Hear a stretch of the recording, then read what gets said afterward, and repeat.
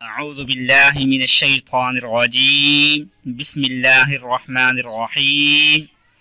अस्सलामु अलैकुम वरहमतुल्लाहि वबरकातुह। नाज़रीन, हम उम्मीद करते हैं कि आप लोग खैर आफ़ियत से होंगे।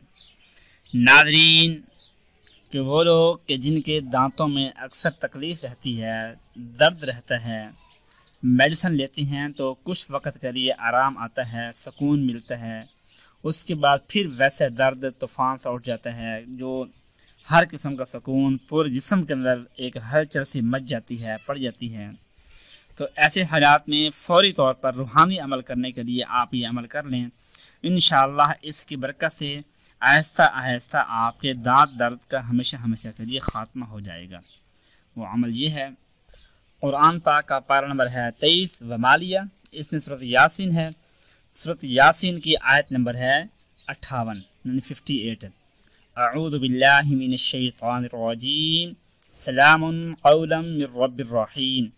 इस आयत को आपने पढ़ना है, अव्वल आखिर तीन मरतबा दुरूद पाक पढ़ना है और दरमियान में 3 मरतबा इस आयत को पढ़कर अपनी शहादत की उंगली इसके ऊपर दम करके आपने अपने दांत के ऊपर लगानी है।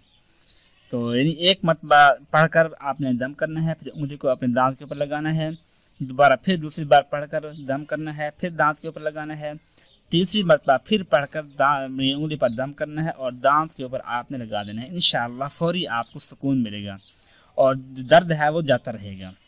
और ये अमल आप रोज़ाना 1 मरतबा कर लिया करें। इंशाअल्लाह के 7 दिन लगातार आप ये अमल करें, दांत का जो दर्द है वो हमेशा हमेशा के लिए ख़त्म हो जाएगा। फिर दोबारा आपको दांत दर्द की तकलीफ़ नहीं होगी ज़िंदगी भर के लिए इंशाअल्लाह।